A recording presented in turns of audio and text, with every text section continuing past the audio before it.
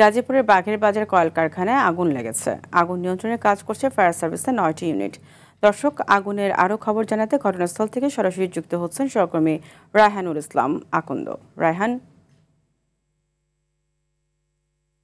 আপনার কাছে কি তথ্য রয়েছে আগুনের বিষয়ে? বিস্তারিত জানাবেন।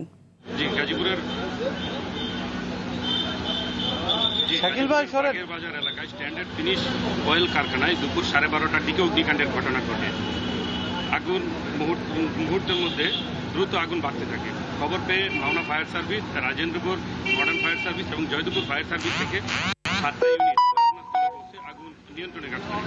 ফায়ার সার্ভিস কর্মকর্তা মামুন জানান, তারা ঘটনাস্থলে পৌঁছে গ্রামের ভেতর তেলের পাম্প রয়েছে এবং কারখানাটির দক্ষিণ পাশে আবাসিক এলাকা। যে আশঙ্কা করছিল সেই আশঙ্কার জন্য তারা সেটা তারা দ্রুত নিয়ন্ত্রণ করতে পারছে। তবে আগুন মুহূর্তের মধ্যে দ্রুত কারখানার ভিতর ছড়িয়ে পড়ায় আগুনের তাদের বিভিন্ন মালামাল পড়ে যায়। ফায়ার সার্ভিসের 9টি ইউনিট ঘটনাস্থলে আগুন নিয়ন্ত্রণ করে।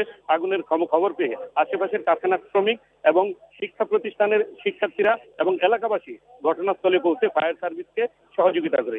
শিল্প পুলিশ, থানা পুলিশ, র্যাব এবং সেনাবাহিনী ঘটনাস্থলে পৌঁছে উৎসব জনতাকে দূরে সরিয়ে দেয়। ততক্ষণে ফায়ার সার্ভিসের কর্মীরা আগুন নিয়ন্ত্রণে আনার চেষ্টা করে। তবে এখনো পর্যন্ত ফায়ার সার্ভিস আগুন নিয়ন্ত্রণে শুধু তাদের নিয়ন্ত্রণে এনেছে, বাট এখনো আগুন পুরোপুরি নিয়ন্ত্রণে আসে নাই।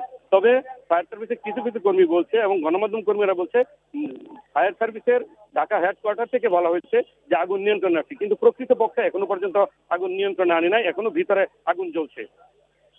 জি ফারিয়া।